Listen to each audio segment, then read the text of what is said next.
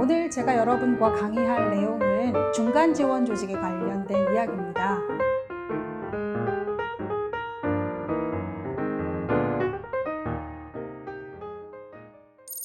자, 2강 중간 지원 조직 활동의 원리와 실무자의 역할 탐색하도록 하겠습니다.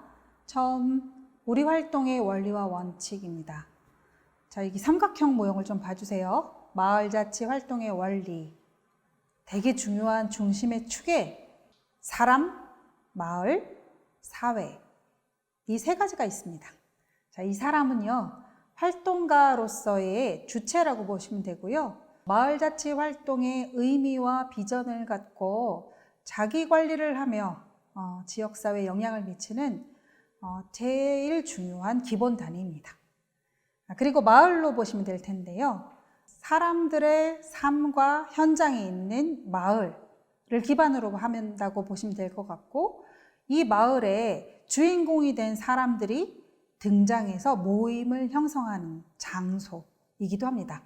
이곳에서는 다양한 의사소통하고 희노애락이 교차하는 장소라고 보시면 될 것 같아요. 기쁜 일만 있으면 좋을 텐데 갈등도 꽤 있습니다. 이런 것들을 잘 다루는 마을 현장이 우리 자치활동의 중요한 장소입니다. 그리고 이러한 마을 활동의 의미들은 사회를 이루는 되게 중요한 밑거름이 되는데요. 우리가 사실 무엇이 될 거라고 생각하지 않았던 마을 활동, 서로 돕고 내가 하고 싶은 일을 하고 싶어서 시작한 그 지역을 기반으로 한 마을 활동들이 우리 동네 또는 지역사회 자치구에 정치, 가액에 영향을 미칠 수도 있고요. 이것이 좋은 영향을 미쳐서 좋은 제도가 되는 정책이 되기도 합니다. 그리고 이런 것들을 구체화하게 되는 사람과 자원과 사업이 연결되는 큰 넓은 연결망을 마을자치활동의 사회라고 보시면 될 것 같고요. 이럴 때 제일 중요한 것은 저희에게는 지역입니다. 아마 들어보셨을 거예요. 마을은 똑같은 데가 한 군데도 없다고. 다 비슷한 사람들이 모여서 그냥 그렇게 사는 것 같아도 우리가 이룬 사회는 되게 다양한 지역 여건 속에 사람과 자원과 사업이 연결돼서 새로운 사회적 조건들을 만들어내고 있습니다. 그래서 우리가 마을자치 활동을 하는데 이유가 있죠. 내 개인이 한 게 무슨 영향을 미치겠어 라고 생각하시겠지만, 마을을 이루어서 좋은 조건의 사회를 만드는 정책, 그리고 지역사회 변화를 만들어낸다라는 믿음으로 이 활동이 구성되고 있다는 걸 기억해 주셨으면 좋겠습니다. 원리와 활동과 효과라는 큰 흐름에서 보면은 나와 우리 사회가 어떻게 연결되는지, 그리고 어떤 요소로 좀 더 공고하게 효과가 되는지 보실 수 있는데요. 나는 자기 결정에 의해서 자발적으로 움직이며 당사자의 주인공성으로 활동하는 사람들, 그런 사람들이 늘어나는 지역사회가 마을이라고 보시면 될 것 같고요. 그러한 변화된 개인이 만들어내는 활동의 장이 공론장이기도 합니다. 우리 공론장 얘기할 때 도대체 무엇을 공론장이라고 할까라는 의견들을 많이 주시곤 하는데요. 그냥 개인의 파편화된 의견이 아니라 개인의 변화된 모습들이 모여서 의견을 겨루고 건강하게 나누어 변화된 미래를 이야기할 수 있는 건강한 장을 우리는 공론장이라고 부릅니다. 그리고 그것이 결국에는 사회에 좋은 영향을 미칠 수 있도록, 그리고 적어도 과거에 나쁜 관행과 불합리함을 개선할 수 있는 사회 변화의 주축이 될 수 있도록 만들어내는 것이 우리 활동의 중요한 내용이라고 정리했네요. 그리고 이 내용을 좀 더 자세하게 알고 싶으신 분들은 마을활동과 통합지원과정 프로그램 개발이라고 해서 교육 훈련을 통해 참여했던 활동가들이 우리 마을자치 활동은 이런 과정과 의미가 있다라고 진술해 준 내용을 담아서 이렇게 도표와 도식화한 것이니 참고해 주시면 좋겠습니다. 자, 우리가 마을자치 활동 그럼 왜 하는 걸까? 앞에서도 한번 설명을 드렸어요. 1강에서 지역사회에 새로운 시민이 필요하고 주민이 필요하고, 그리고 그 저변을 넓히기 위해서는 힘 있는 주민들이 필요하다. 이걸 좀 다르게 설명하면 시민력의 증진이 필요하다. 그리고 이것이 가능하게 하기 위해서 민관, 협력의 지원 체계를 구축한다. 그리고 중간 지원 조직이 필요한 이유도 그래서이다. 한마디로 시민, 주민, 일하고 싶고 행복하고 싶고 지역사회를 변화하고 싶은 지역 주민 모임들의 시민력을 증진하기 위해서 중간 지원 조직이 존재하는데요. 그 지원의 흐름들이 이렇게 설명될 수가 있어요. 학자 아른슈타인에 의하면 시민이 참여하는 데는 단계적인 과정이 있다라고 이론적으로 설명하면서 시민이 공공에 참여하는 원리를 총 8개의 단계로 설명한 내용들을 빗대어 우리가 해야 할 일들을 좀 설명드리도록 하겠습니다. 자, 여기 보시면요. 크게는 3단계예요. 시민이 참여할 수 있도록 알리는 홍보 단계, 그리고 시민의 참여를 독려하는 단계, 그리고 시민이 주권을 행사하게 되는 단계라고 크게 보시면 되고요. 1, 2단계는 참여할 수 있도록 안내하는 단계입니다. 이 단계는 근본적으로 민관 협력과 거버넌스의 상태라고 보기는 어렵고요. 그 형태를 지향하기 위해서 어떠한 최소의 것이 지켜져야 되는지를 시민 참여로 알리는 것입니다. 그리고 이제 두 번째, 시민 참여를 구체적으로 요청하고 독려하는 단계에서는 구체적으로 정책 정보를 제공하고 그 안에 참여할 수 있는지 의지를 확인하기는 합니다. 그런데 이런 과정이 아이디어를 수렴하고 의사를 결정하는 단계까지는 가지 못해요. 관련된 활동들이 좀 더 좋은 참여로 좋아질 수 있다는 희망을 주는 단계라고 보시면 될 것 같고요. 그리고 확대된 그리고 다양한 주민활동가들이 참여하는 운영위원회나 관련된 협의체라고 보기는 좀 어렵지만 소수의 깨어있는 활동가들이 참여할 수 있는 구조를 만드는 단계라고 보시면 됩니다.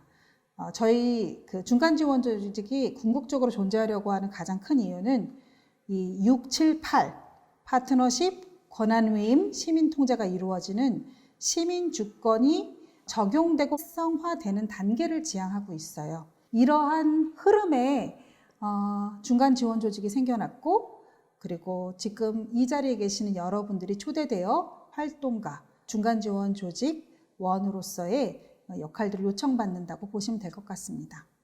방금 전에 그 마을자치 활동, 사람, 마을, 사회라는 세 축이 중심이 돼서 마을자치 활동을 구성한다는 이야기를 드렸는데요. 그리고 이러한 구성은 민관이 협력해서 시민이 참여하는 단계를 만들고 그 단계 속에서 시민력을 증진하고 결국에는 주민주권, 시민주권을 가질 수 있도록 지원하는 곳이 중간지원조직이다 라는 말씀을 드렸는데, 이런 걸 잘하는 사람, 중간지원조직, 특히 마을자치 중간지원조직 원의 인재상은 그러면 어때야 사람하고 마을과 그 다음에 사회의 변화를 촉진하면서 이러한 큰 그 참여의 사다리 안에 시민주권자가 될 수 있도록 지원할 수 있을까?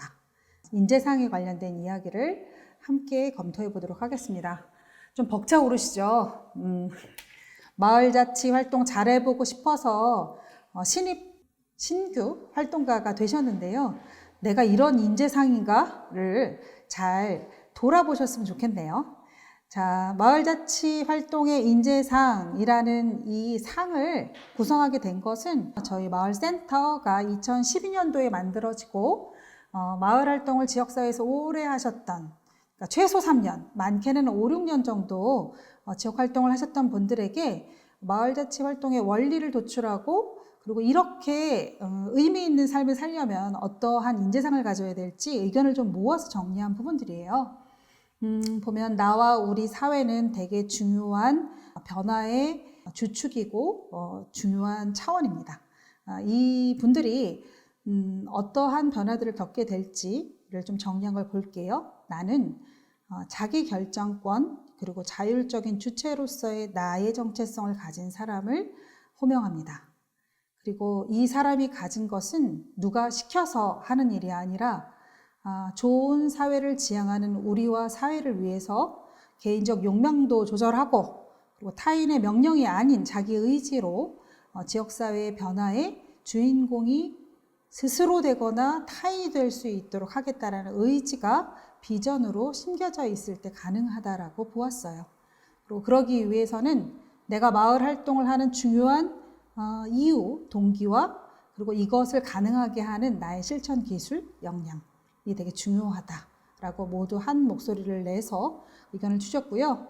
결국에는 이것이 개인의 욕망이나 명령에 머무른 개인이 아니라 지역사회의 요청, 그리고 우리 조직, 우리 친구, 이웃이 요청하는 사람에 맞춰서 함께 변화될 수 있는 흐름을 잡게 되는 나를 주축으로 합니다.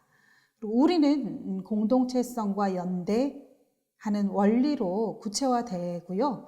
그리고 이 공동체성과 연대는 끼리끼리 하고 싶은 것만 하는 것이 아니라 여럿이 함께 모여서 도모하고, 그리고 이걸 누가 해주길 바라는 것이 아니라 스스로 책임지거나 다른 사람의 책임을 나눠주는 비전의식을 갖고 구체화됩니다.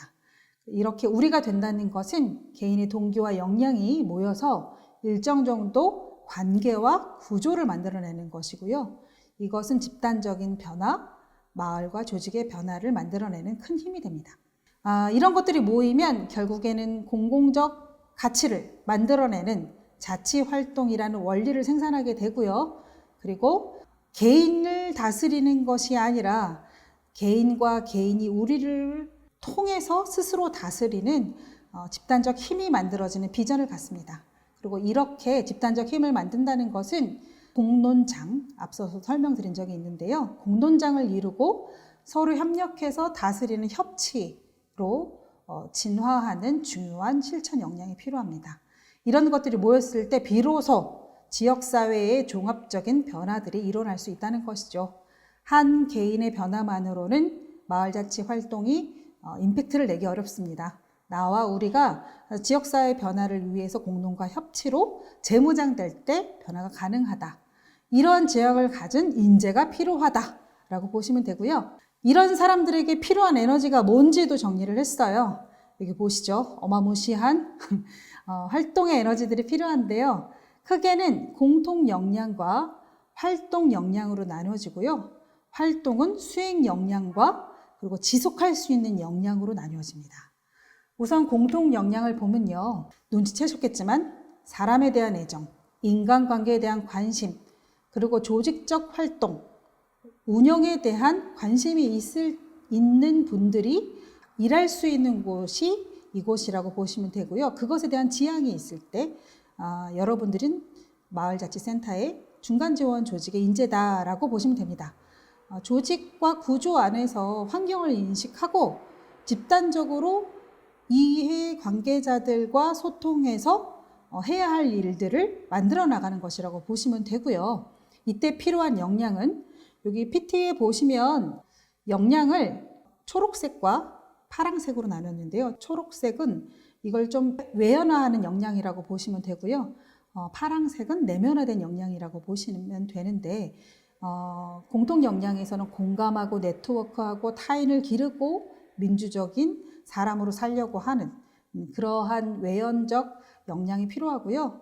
이러기 위해서 제일 기반이 되는 것은 다른 문화에 대한 감수성이 있는 것이 요청됩니다. 활동 역량 중에 수행 역량, 이 수행 역량은 일이 되게 하는 역량이라고 보시면 되는데요. 이 마을자치센터의 제일 중요한 역량이기도 합니다. 마을자치 중간 지원 조직이 만드는 미래는 앞서 세계에 있지 않았던 새로운 세계입니다. 그래서 확실한 무엇이 없는 경우가 태반일 거예요.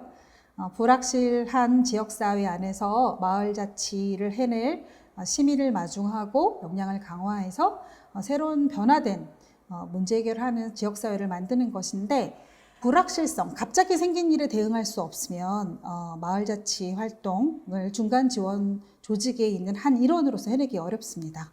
그래서 낯선 상황에서도 능동적이고 긍정적으로 문제를 해결하기 위한 도전을 하는 것, 그리고 실패할까 봐 두려워하기보다는 실패해도 동료를 믿고 도전해 볼 수 있는 긍정성을 갖는 것이 되게 중요해요. 이걸 잘하려고 하면 우선 무엇보다도 학습과 성장을 지향하는 외현이 필요합니다. 그리고 이것을 통해서 인내심과 유연성, 적응성, 그리고 자발적으로 혁신적인 인재가 되려고 하는 도전 정신이 필요하다라고 보시면 될 것 같아요. 또 다른 수행의 역량으로는요, 마을 지식과 기술을 갖추는 것입니다. 도대체 마을 학도, 마을에 대학도 없는데 어떤 지식과 기술을 갖춰야 되는 것일까요? 우선은 지역사회에 동네에서 생기는 제도와 정책, 그리고 큰 정치적 흐름들을 아는 것이 중요하고요. 그리고 그 안에 있는 사람들 간에 중요한 관계를 아는 것이 중요합니다. 이것은 어떠한 학제 안에서 다루어지지는 않고요. 내가 지역사회에서 살아내면서 활동하면서 알게 된 지역의 정보, 그리고 자원들, 사람과 돈이 돌아다니는 원리를 알고 정보 수집해서 앞으로 이런 방식으로 사회 구조는 변하겠구나 라고 통찰하면서 기획하는 것, 그리고 중간중간 사업을 변화시키면서 관리하는 것이 중요합니다. 그리고 무엇보다도 행정과 협력해서 변화를 일구어내겠다라는, 그들을 피하지 않고 도망가지 않으면서 이 변화를 일구어내겠다는 협치에 대한 의지와 믿음이 좀 필요합니다. 자, 마지막으로는 활동 지속 역량이라고 보시면 되는데요.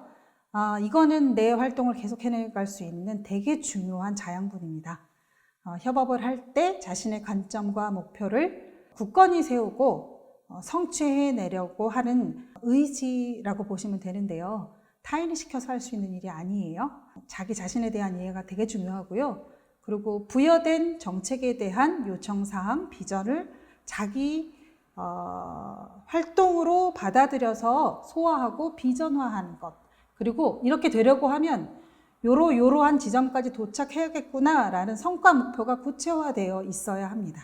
그러한 역량들이 이제 실제적으로 외연화될 수 있는지에 대한 점검해 주셨으면 좋겠고요.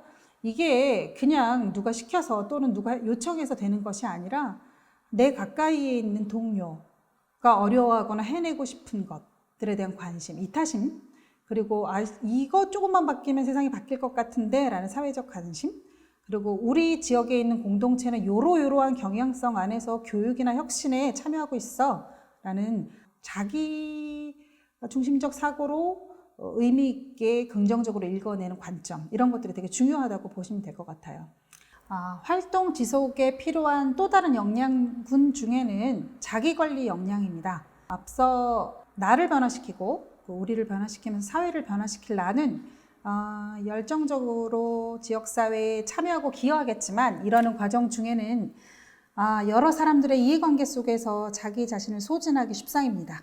네, 그러한 십상인 자기 자신을 알아차리고 한계를 통찰하면서 스스로를 보호하거나 또는 회복하는 역량이 중요한데요. 이것은 타인에 대한 관심과 이타심, 그리고 지역 공동체에 대한 관심과 적정한 거리를 두면서 본인이 갖고 있는 현재의 건강이나 마음 상태, 그리고 전문성들을 잘 발휘하기 위한 거리감들을 지혜롭게 조정하는 자기 관리 역량군이 무엇보다도 중요합니다. 이제 시작하는 여러분들에게 되게 중요한 역량들에 대한 정보를 소개해 드렸는데요. 이 부분 잘 정비하시면서 중간 지원 조직에서 새롭게 탄생할 인재로서의 나를 가꾸어 주셨으면 좋겠습니다. 네, 이런 인재들이 모여서 일하는 중간 지원 조직은 어떠한 사회적 기대를 받을까요? 지금부터 함께 보시도록 하겠습니다. 지금 소개하는 그림들은 이것 또한 저희 중간지원조직 마을센터가 자치구 중간지원조직과 함께 경험한 것들을 모아서 정리한 자료입니다. 우리가 이런 인재들을 모아서 준비하면 이러한 역량을 집단적으로 보여줘야 지역사회가 변하고 지역의 다양한 주체들이 우리를 인정한다 라고 의견들을 모아주신 건데요. 크게는 조직 역량, 또 다른 하나는 대외 역량, 자, 그리고 제일 무엇보다도 중요한 것은 업무 역량입니다. 이 세 가지의 역량이 하나가 돼서 지원 조직의 실력은 인정된다고 보시면 되는데요. 자, 조직 역량은 파란색입니다. 지역사회 변화의 비전을 제시하는가, 그리고 지역의 내용을 잘 알고 밀착적으로 지원할 수 있는 운영을 하고 있는가, 그리고 그 지역사회에 있는 사람들의 리더십을 잘 읽고 내부에 있는 조직원들의 리더십도 키우고 있는가, 그리고 우리들끼리 일하다 보면 크고 작은 오해와 갈등들이 있을 수 있습니다. 이런 것들을 얼마나 잘 다루고 조율할 수 있는 중재력이 있는가가 이 내부의 조직 역량이라고 보시면 돼요. 자, 노란색 부분이요, 대외 역량인데요. 이렇게 조직 역량을 갖추면 대외에 뿜뿜 우리가 해야 할 실천과 역량들을 현장에 내뿜게 되는데요.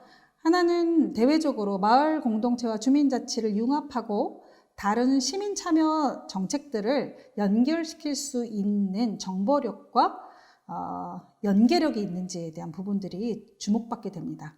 그리고 이런 활동들이 좀 추상적이거나 넓은 범위에서 다루어지기보다는 도움에서 다양한 주체의 협치로 이루어질 수 있도록 매개할 수 있는 힘이 있는가를 주목받게 돼요.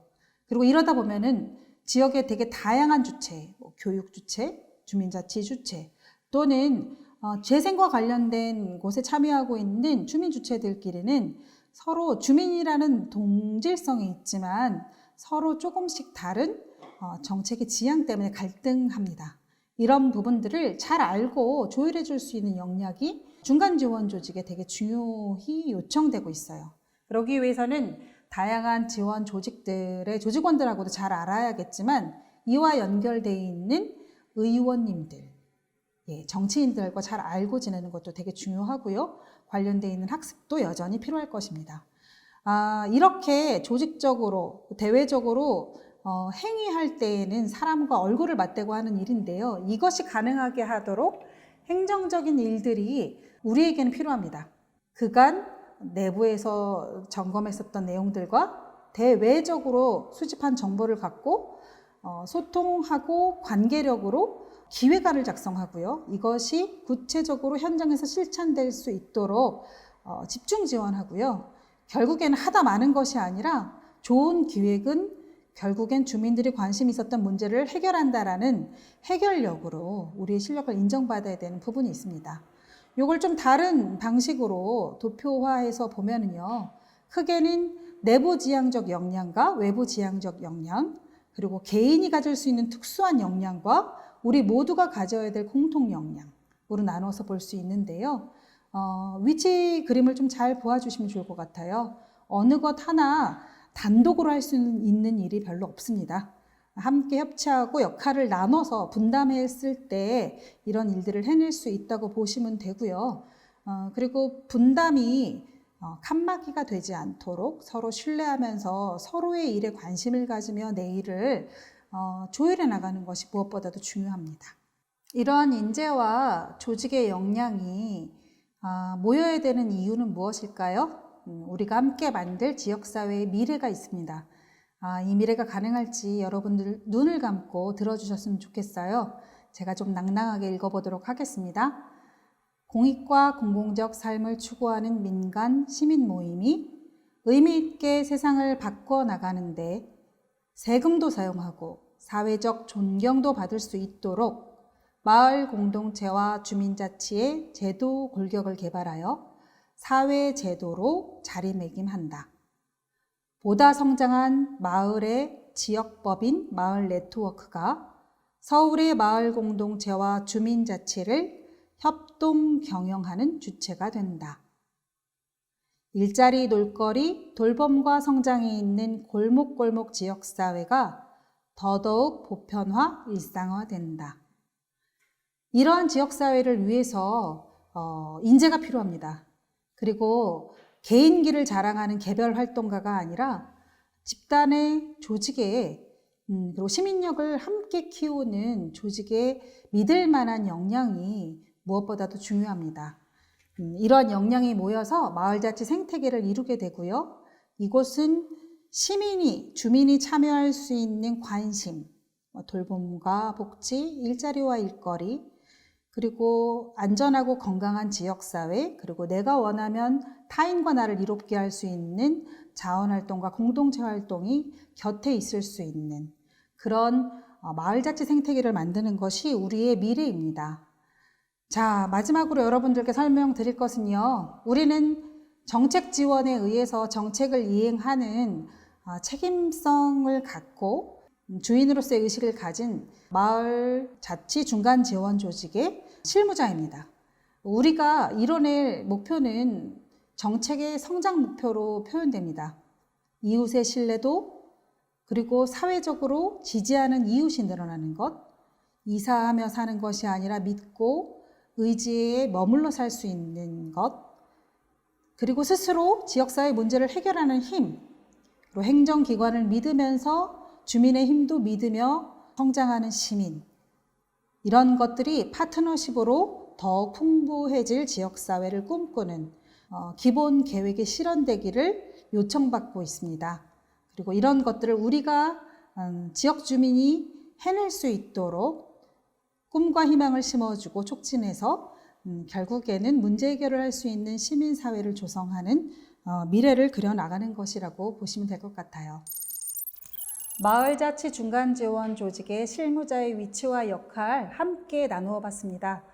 여러분들이 우리 센터에 들어오실 때 이런 역할과 활동하겠다는 기대 있었나요?